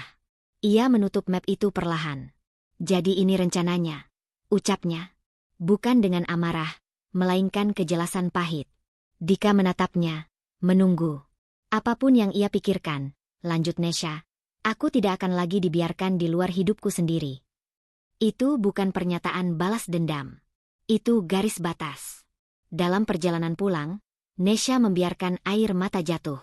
Ia menangis di dalam mobil, di lampu merah yang terlalu lama berubah. Tangis itu tidak meledak. Ia mengalir diam-diam, membawa serta sisa harapan yang selama ini ia rawat sendirian. Pengkhianatan itu nyata. Rama tidak hanya pergi secara emosional. Ia sudah menyiapkan jalan keluar tanpa memberinya pilihan. Namun ketika tangis itu mereda, ada keheningan yang berbeda.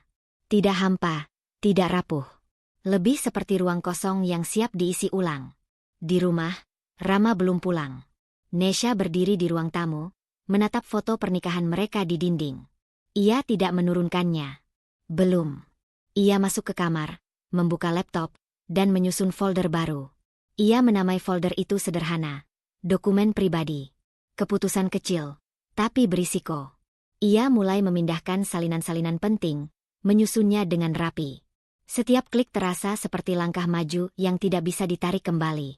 Saat ponselnya bergetar, Nesha melihat nama Rama muncul. Ia tidak mengangkatnya. Untuk pertama kalinya, ia membiarkan panggilan itu berlalu, bukan karena ia tidak peduli, melainkan karena ia memilih berdiri tegak di tengah pengkhianatan, alih-alih runtuh di bawahnya. Dan di keheningan itu, Nesha tahu, permainan sudah dimulai. Bukan oleh Rama, melainkan oleh dirinya sendiri. Keheningan pagi menyambut Nesha dengan cara yang berbeda. Tidak lagi menekan, melainkan menuntut. Setelah malam penuh susunan dokumen dan pikiran yang berlapis, tubuhnya terasa lelah, namun kepalanya justru jernih. Ia tahu satu hal, ia tidak bisa melangkah sendiri tanpa pemahaman yang utuh. Pertemuan dengan Pak Hadi dijadwalkan siang hari di kantor hukum yang lebih besar dan formal dibanding tempat Dika. Ruangannya luas, tertata rapi, dengan aroma kertas dan kayu tua. Pak Hadi adalah pengacara senior yang selama ini menjadi rujukan keluarga Nesha. Orang yang jarang terlibat langsung kecuali urusan sudah menyentuh inti. Ia menatap Nesha dengan sorot tenang namun tajam. "Kamu datang bukan untuk curhat," katanya membuka pembicaraan. "Kamu datang untuk memastikan posisi." Nesha mengangguk. "Saya ingin tahu seberapa kuat posisi saya sebenarnya." Pak Hadi membuka berkas, menelusuri halaman demi halaman dengan gerakan lambat. Cara bicaranya tidak berlebihan, tidak menghibur. Justru itulah yang membuat kata-katanya menancap. "Secara hukum," ucapnya akhirnya, "posisimu sangat kuat. Aset utama tercatat atas namamu. Tidak ada perjanjian pranikah yang merugikanmu. Dan pengajuan cerai sepihak dari pihak suami tidak mengubah hak kepemilikan. Kalimat itu tidak membuat Nesha tersenyum. Ia hanya menunduk, meresapi maknanya. Selama ini, lanjut Pak Hadi, kamu memberi terlalu banyak kuasa tanpa pengawasan. Bukan karena kamu bodoh, melainkan karena kamu percaya. Kejujuran itu membuat dada Nesha terasa sesak. Ia teringat semua keputusan yang ia serahkan begitu saja. Semua momen ketika ia memilih diam agar suasana tetap utuh. Apa yang seharusnya saya lakukan? Tanya Nesha. Suaranya pelan namun mantap. Pak Hadi menatapnya lebih lama. Pertama, berhenti bereaksi. Mulailah mengatur. Setiap langkahmu harus terukur, bukan emosional.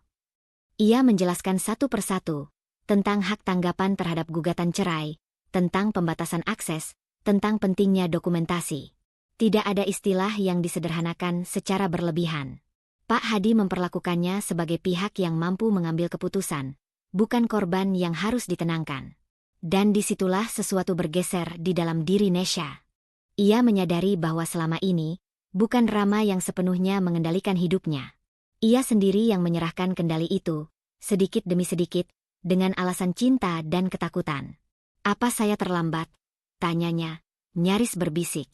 Tidak, jawab Pak Hadi tegas. Kamu baru mulai. Kalimat itu tinggal di kepala Nesha lebih lama dari yang lain. Dalam perjalanan pulang, Nesha tidak lagi membiarkan pikirannya mengembara liar. Ia mulai menyusun langkah-langkah kecil, bukan sebagai serangan, melainkan pengamanan. Ia memikirkan akses rekening, batas ruang pribadi, dan jarak emosional yang perlu ia jaga. Sore itu, ia membereskan kamar kerjanya. Ia memindahkan beberapa barang pribadi ke tempat yang lebih aman. Setiap tindakan terasa simbolis, seolah ia sedang mengambil kembali bagian-bagian dirinya yang tercecer. Ketika Rama pulang malam itu, Nesha menyapanya dengan sikap netral. Tidak dingin, tidak hangat. Rama tampak terkejut, bukan oleh kata-kata, melainkan oleh ketenangan yang tidak bisa ia baca. Kita perlu bicara, kata Rama. Kita akan bicara, jawab Nesha. Tapi tidak malam ini. Nada itu bukan penolakan, melainkan penetapan waktu. Dan Rama merasakannya. Ia membuka mulut, lalu menutupnya kembali. Nesha masuk ke kamar tanpa menunggu reaksi. Ia mengunci pintu, sesuatu yang jarang ia lakukan sebelumnya. Jantungnya berdegup kencang, namun pikirannya tetap jernih. Ia duduk di tepi ranjang, membuka catatan kecil yang ia buat sejak pertemuan dengan Pak Hadi. Di halaman terakhir, ia menulis satu kalimat. Aku berhenti menyerahkan hidupku pada orang lain. Keputusan itu tidak menggelegar. Tidak ada kemenangan. Hanya kesadaran tenang bahwa setiap langkah berikutnya harus ia ambil sendiri. Dengan risiko, dengan konsekuensi. Dan untuk pertama kalinya, Nesha siap membayar harga dari kendali yang ia ambil kembali. Ketegangan di rumah itu berubah bentuk. Bukan lagi pertengkaran atau sindiran tajam, melainkan sesuatu yang lebih menusuk. Pengabaian yang disengaja. Setelah Nesha menetapkan batas dan berhenti bereaksi, Rama justru terlihat semakin ringan. Seolah ia menafsirkan diam itu sebagai tanda menyerah. Nesha melihat perubahan itu dengan mata yang lebih jernih. Pagi-pagi sekali, Rama sudah berpakaian rapi, memeriksa ponselnya sambil tersenyum tipis. Senyum yang tidak pernah Nesha terima lagi. Ia tidak menyembunyikannya, bahkan tidak berusaha. Aku akan pulang agak malam, kata Rama sambil meraih kunci mobil. Ada urusan penting. Nada suaranya terdengar puas, nyaris sombong. Seperti orang yang merasa semua sudah berada di jalur yang ia rancang. Nesha hanya mengangguk. Tidak bertanya. Tidak mengingatkan. Sikap itu tampak biasa, tapi di dalam dirinya, ada perhitungan dingin yang terus berjalan. Ia tahu, setiap kepercayaan palsu yang Rama pegang justru memberinya ruang. Siang hari, Nesha berada di rumah ketika ponsel Rama yang tertinggal di meja bergetar. Layar menyala, menampilkan nama yang kini tidak asing, Laras. Nesha tidak menyentuh ponsel itu. Ia tidak perlu. Suara Laras terdengar jelas dari speaker yang tak sengaja aktif ketika panggilan masuk. Jadi kita benar-benar bisa mulai rencana itu bulan depan. Suara Laras terdengar ringan, tanpa beban. Rama menjawab dari ujung lain, suaranya santai. Tenang saja. Semua sudah aku urus. Tinggal tunggu waktu. Kalimat itu menembus udara ruang tamu, membelah keheningan yang Nesha bangun dengan susah payah. Tangannya mengepal, namun wajahnya tetap tenang. Inilah yang selama ini ia tunggu, bukan pengakuan penuh emosi, melainkan kecerobohan. Kamu yakin dia tidak akan ribet? Tanya Laras lagi. Rama tertawa kecil. Dia terlalu lembut. Tidak akan melawan. Nesha memejamkan mata sejenak. Bukan karena sakit, melainkan untuk memastikan ia tidak bereaksi. Kata-kata itu pahit, tapi juga memperjelas satu hal. Rama benar-benar mengira ia sudah menang. Sore hari, Rama pulang lebih awal dari biasanya. Ia tidak lagi berusaha menjaga jarak atau berpura-pura sibuk. Ia duduk di ruang tamu sambil menelepon Laras, tanpa menutup pintu kamar atau mengecilkan suara. Kita bisa pindah ke rumah yang lebih besar nanti, katanya, seolah Nesha tidak ada. Yang sekarang ini, nanti kita atur. Nesha mendengar setiap kata dari dapur. Setiap kalimat terasa seperti uji ketahanan. Namun ia tidak keluar. Ia tidak mengingatkan bahwa rumah itu berdiri atas namanya. Ia membiarkan Rama berbicara, mencatat di dalam hati apa yang kelak akan menjadi bukti. Ia memilih diam, bukan sebagai korban, melainkan sebagai pengamat.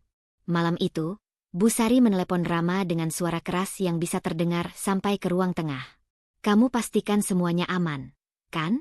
Jangan sampai dia bikin masalah. Rama menjawab yakin. Tenang saja, Bu. Aku pegang kendali.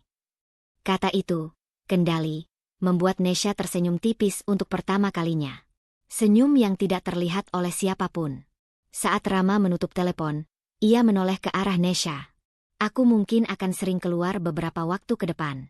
Kamu tidak keberatan, kan? Nada suaranya bukan meminta izin, melainkan menguji sejauh mana ia bisa melangkah. Nesha mengangkat wajahnya. Lakukan saja yang menurutmu perlu. Jawaban itu membuat Rama semakin percaya diri. Ia tidak melihat ketenangan itu sebagai strategi. Ia melihatnya sebagai kelemahan lama yang kembali. Ketika malam semakin larut dan Rama tertidur lebih cepat dari biasanya, Nesha duduk sendirian di ruang tamu. Ia membuka catatan kecilnya, menambahkan satu baris baru. Biarkan dia merasa menang. Aku butuh dia lengah.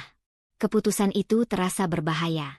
Membiarkan lawan merasa unggul berarti menahan diri dari kebenaran yang bisa menghentikan semuanya lebih cepat. Namun Nesha tahu, waktu kini berpihak padanya. Selama ia tidak tergelincir oleh emosi. Ia mematikan lampu, meninggalkan rumah dalam gelap yang tenang. Di balik kesunyian itu, rencana mulai mengerucut. Dan Rama, dengan segala arogansinya, tidak menyadari bahwa kemenangan yang ia rasakan hanyalah jeda sebelum jatuh. Rama datang dengan langkah mantap, setelan jasnya rapi, bahunya tegak seperti orang yang yakin arah hidupnya sudah di tangan. Pagi itu, ia bahkan sempat tersenyum kecil di depan kaca mobil. Senyum orang yang percaya bahwa ia akan keluar dari ruangan ini sebagai pemenang. Baginya, ini hanya formalitas terakhir. Nesha berjalan di belakangnya, tenang, wajahnya datar. Tidak ada air mata. Tidak ada ketegangan yang bisa dibaca dengan mudah. Sikap itu justru membuat Rama semakin percaya diri. Dalam benaknya, diam Nesha adalah tanda menyerah. Perempuan yang akhirnya lelah melawan arus. Ruang pertemuan itu sunyi dan dingin. Dika sudah duduk di sisi kanan meja, berkas tersusun rapi di depannya. Pak Hadi duduk di seberang, punggungnya lurus, sorot matanya tajam namun terkendali. Kehadiran dua pria itu seharusnya membuat Rama waspada. Namun egonya terlalu penuh untuk memberi ruang pada kecurigaan. Kita bisa mulai? Tanya Rama santai sambil duduk. Pak Hadi mengangguk. Tentu. Rama menyilangkan kaki, melirik Nesha sekilas. Saya harap prosesnya tidak berlarut. Semua sudah jelas. Nada suaranya mengandung kepastian sepihak. Ia berbicara seolah keputusan sudah final, seolah ruang ini hanya tempat mengesahkan rencananya. Dika membuka satu map, lalu menatap Rama tanpa senyum. Sebelum membahas teknis perceraian, ada hal mendasar yang perlu diluruskan. Rama mengangkat alis. Silakan. Pak Hadi mengambil alih, suaranya datar namun tegas. Kami perlu memastikan pemahaman Anda terkait kepemilikan aset. Rama terkekeh kecil. Itu tidak perlu dibahas panjang. Semua aset yang saya kelola selama ini bukan milik Anda, potong Pak Hadi tanpa meninggikan suara. Kalimat itu jatuh begitu saja. Tidak dramatis. Tidak keras. Namun efeknya terasa seperti hentakan mendadak. Rama berhenti tersenyum. Apa maksud Anda? Dika mendorong satu berkas ke tengah meja. Seluruh aset utama, rumah, kendaraan, investasi, secara hukum tercatat atas nama Nesha. Rama menatap berkas itu, lalu tertawa singkat. Itu mustahil. Pak Hadi membuka halaman demi halaman, menunjuk satu persatu dengan gerakan terukur. Ini sertifikat. Ini akta. Ini rekening. Tidak ada satupun yang mencantumkan nama Anda sebagai pemilik. Wajah Rama berubah perlahan. Senyum yang tersisa mengeras, lalu menghilang.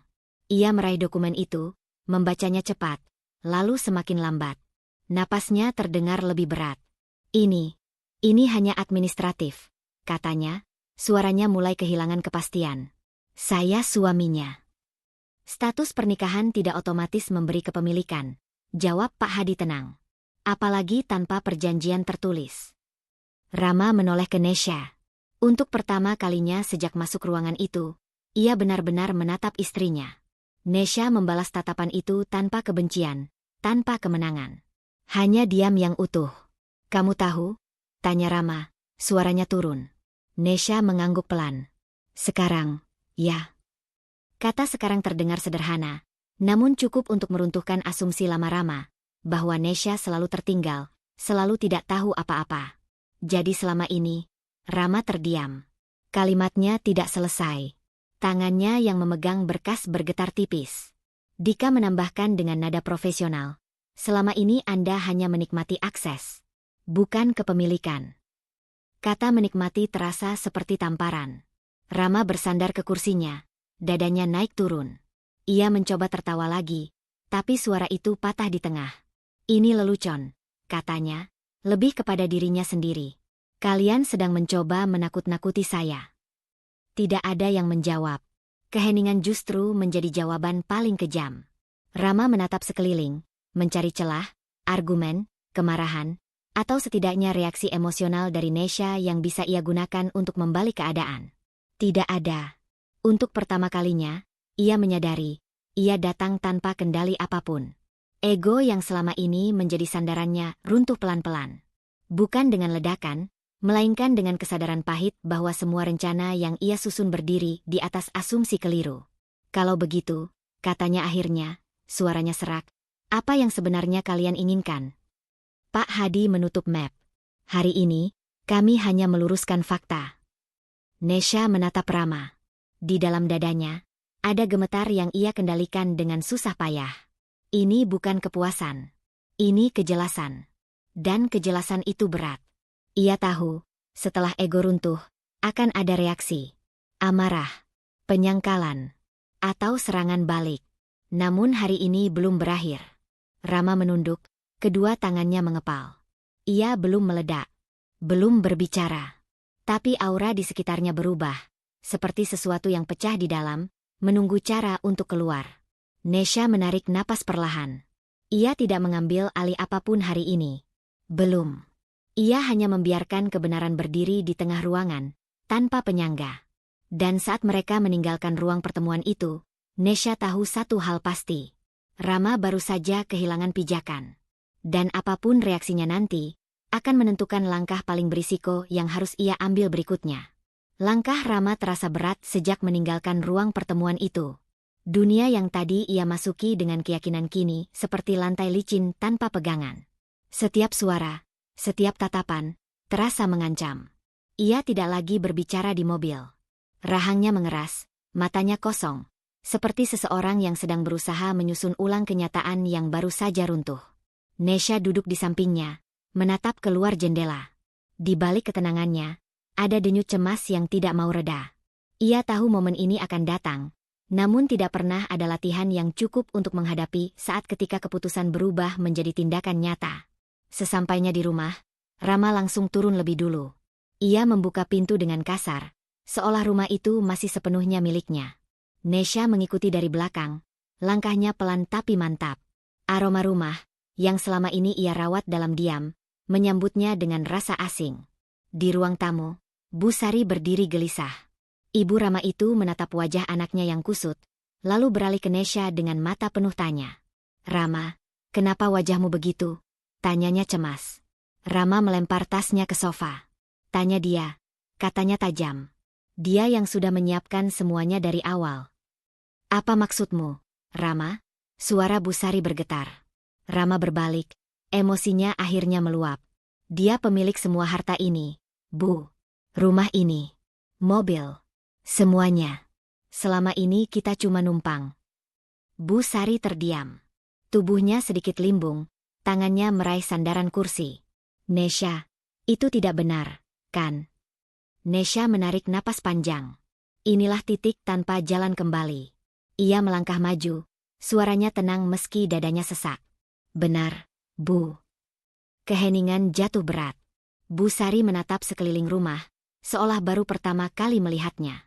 Jadi, selama ini, saya tidak pernah berniat mengusir ibu, potong Nesha cepat. Tapi sekarang, prosesnya sudah berbeda.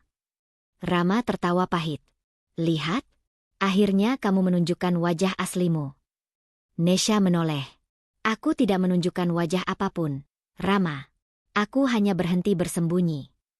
Ia mengeluarkan map tipis dari tasnya dan meletakkannya di meja. Mulai hari ini, aku yang menangani proses cerai secara resmi. Semua komunikasi akan melalui pengacaraku. Rama melangkah mendekat, wajahnya merah. Kamu sengaja menunggu aku jatuh, ya? Supaya kelihatan hebat. Tidak, jawab Nesha lirih. Aku menunggu sampai aku cukup kuat untuk tidak runtuh bersamamu. Kata-kata itu membuat Rama terdiam sejenak. Lalu amarahnya berubah arah. Ia menunjuk sekeliling. Ini rumahku. Aku membangunnya dengan reputasiku. Rumah ini dibangun dengan namaku. Nesha menimpali, nadanya tetap datar. Dan hari ini, aku menetapkan batas. Bu Sari maju tergesa, berdiri di antara mereka. Nesha, ibu mohon. Apapun masalah kalian, jangan ambil rumah ini. Ibu sudah tua. Kemana kami harus pergi? Permohonan itu menghantam Nesha lebih keras dari teriakan Rama. Ia menunduk sejenak, menahan getar di tangannya. Ada bagian dari dirinya yang ingin menyerah, ingin menunda, ingin kembali menjadi perempuan yang mengalah demi kedamaian semu. Namun ia mengingat malam-malam sunyi, kata-kata yang meremehkan, keputusan yang selalu diambil tanpa dirinya. Ia mengangkat kepala. Saya tidak mengambil rumah ini, Bu. Saya hanya mengambil kembali hidup saya. Bu Sari terisak. Rama menoleh dengan mata tajam. Kamu kejam. Nesha menatapnya lurus. Aku tegas. Ia melanjutkan, suaranya lebih berat. Rama, kamu harus meninggalkan rumah ini hari ini. Kalimat itu menggantung di udara. Rama terperangah. Hari ini. Iya. Kamu tidak bisa. Aku bisa, potong Nesha. Kali ini, suaranya sedikit bergetar, tapi tidak goyah. Dan jika aku menundanya, aku tahu aku tidak akan pernah melakukannya. Rama memandangnya lama, mencari keraguan. Yang ia temukan hanya kelelahan dan tekad yang terlambat ia sadari. Bu Sari menangis pelan. Nesha. Aku akan pastikan ibu punya waktu dan bantuan, kata Nesha lembut. Tapi Rama harus pergi. Keputusan itu seperti memutus tali terakhir yang menahan semuanya tetap rapi. Rama meraih kunci mobil dengan kasar, lalu berhenti di depan pintu. Ia menoleh sekali lagi, matanya penuh kebencian dan sesuatu yang lebih dalam, takut. Kamu akan menyesal, katanya. Mungkin, jawab Nesha jujur. Tapi tidak hari ini. Pintu tertutup keras. Suara mesin mobil menjauh, meninggalkan rumah dalam kesunyian yang baru. Nesha berdiri di ruang tamu, lututnya melemah. Keputusan kecil itu, mengusir hari ini juga, adalah langkah paling berisiko yang pernah ia ambil. Ia tahu, setelah ini, tidak ada lagi ruang aman. Dan untuk pertama kalinya, ia bertanya dalam diam. Apakah ia siap menghadapi apapun yang akan Rama lakukan setelah kehilangan segalanya? Rumah itu sunyi. Sunyi yang berbeda dari sebelumnya. Bukan lagi berat dan menekan, melainkan tenang dan stabil. Setiap sudut yang dulu menyimpan gema pertengkaran, kata-kata menyakitkan, dan rahasia yang menunggu meledak kini terasa lapang. Nesha berdiri di jendela ruang tamu, melihat sinar matahari sore menembus tirai tipis. Ia menarik napas panjang, membiarkan udara segar memenuhi paru-parunya, seolah untuk pertama kalinya sejak lama benar-benar bernapas lega. Malam kemarin masih terasa segar di ingatannya. Rama pergi, Bu Sari pulang ke rumahnya sendiri dengan berat hati, dan rumah ini akhirnya milik Nesha, bukan sekadar secara hukum, tapi juga secara emosional. Ia memandang dinding, rak buku, sofa, dan meja makan, semua milik sahnya. Dan untuk pertama kalinya, ia tidak merasa takut akan apapun yang tersisa dari masa lalu. Tidak ada rasa bersalah yang menekan karena terlalu lama mengalah. Rasa itu perlahan mencair menjadi kesadaran. Kesadaran bahwa ia pantas berdiri tegak, bahwa dirinya tidak harus mengalah demi menjaga yang tak pernah menghargai. Suara ketukan lembut di pintu memecah lamunannya. Mira, sahabat dan penasihat batinnya sejak lama, masuk dengan senyum hangat. "Kamu terlihat damai," katanya. "Aku senang melihatmu seperti ini." Nesha tersenyum tipis. "Iya, damai, tapi juga berat," jawabnya. "Berat karena baru menyadari berapa banyak yang aku biarkan hilang, tapi juga lega karena akhirnya aku ambil kendali." Mira mendekat, meletakkan tangan di bahu Nesha. "Itu hal yang wajar. Kamu tidak bisa melindungi semua hal tanpa melindungi diri sendiri dulu." Nesha mengangguk, menatap matanya sendiri di cermin kecil di sudut ruang. Refleksi itu menampilkan perempuan yang berbeda dari yang dulu. Tatapannya mantap, bahunya tegap, namun ada kelembutan yang tidak hilang. Perempuan yang pernah takut kehilangan rumah, harta, dan cinta, kini memegang kendali atas satu hal yang paling penting, dirinya sendiri. Ia menyalakan lampu di ruang kerja, duduk di kursi, dan membuka laptop. Tidak ada berkas untuk dipantau dengan rasa cemas. Tidak ada surat dari Rama yang perlu diperiksa. Ia menata dokumen pribadi dengan tenang, memeriksa kembali aset dan rekening, memastikan semuanya aman, tindakan kecil yang menegaskan kontrol penuh atas hidupnya. Di luar jendela, hujan ringan mulai turun, menimpa halaman yang bersih dan tertata. Nesha tersenyum melihat tetes-tetes air yang menumbuk dedaunan, menyadari sesuatu. Hujan ini bukan simbol kesedihan, melainkan penyucian. Semua emosi lama, rasa takut, bersalah, kecewa, dan sakit, tersapu, meninggalkan ruang kosong yang siap diisi masa depan. Ia berjalan ke dapur, membuat secangkir teh hangat. Aroma itu menenangkan, mengingatkannya pada waktu ketika ia pertama kali belajar berdiri sendiri, ketika ia mulai menyusun hidup tanpa harus menyesuaikan diri dengan ego orang lain. Setiap langkah di rumah ini kini diambil dengan sadar, bukan karena kewajiban, bukan karena takut kehilangan. Saat duduk kembali di sofa, Nesha memikirkan semua orang yang pernah menekan, meremehkan, atau mencoba mengontrolnya. Rama, Bu Sari, bahkan rasa takutnya sendiri. Ia tidak menolak masa lalu, tapi memilih tidak lagi membiarkan masa lalu menentukan langkahnya. Dan ia tahu, meski jalan ke depan masih penuh risiko, ia memiliki harga diri utuh dan kendali penuh atas pilihannya. Ponselnya bergetar. Pesan dari Dika, menanyakan kabar terakhir dan mengingatkan rapat kecil terkait beberapa aset yang akan diperbarui. Nesha tersenyum, membalas singkat. "Semua aman." Kata itu lebih dari sekadar kabar. Itu pernyataan batin yang menegaskan bahwa ia sudah siap menata hidup sesuai pilihannya sendiri. Ia menatap malam yang perlahan menutup langit kota, cahaya lampu jalan menembus tirai tipis. Dalam kesunyian yang kini aman, ia tahu satu hal pasti. Tidak ada lagi ketakutan yang menekan, tidak ada rasa bersalah karena terlalu lama mengalah. Hanya ada keberanian, kejelasan, dan ruang untuk langkah-langkah baru. Dengan perlahan, Nesha berdiri, menatap pintu depan.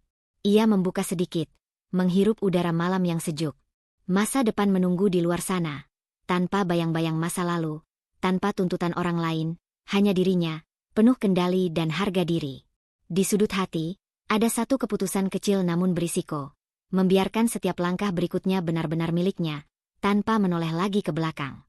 Ia tersenyum, menutup pintu, dan berjalan menuju malam itu. Untuk pertama kalinya, benar-benar bebas. Hidup terkadang menuntut kita untuk berhenti mengalah demi orang lain, dan mulai mengambil kendali atas diri sendiri. Keberanian untuk menetapkan batas, menjaga harga diri, dan berdamai dengan masa lalu bukanlah ego, tapi bentuk cinta pada diri sendiri. Ingatlah, kebahagiaan sejati dimulai dari kesadaran bahwa kita berhak menentukan jalan hidup kita sendiri. Terima kasih telah mengikuti perjalanan Nesha hingga akhir. Semoga kisah ini menginspirasi Anda untuk berani tegas, menjaga diri, dan melangkah dengan penuh keyakinan. Sampai jumpa di cerita berikutnya, dengan harapan dan semangat baru.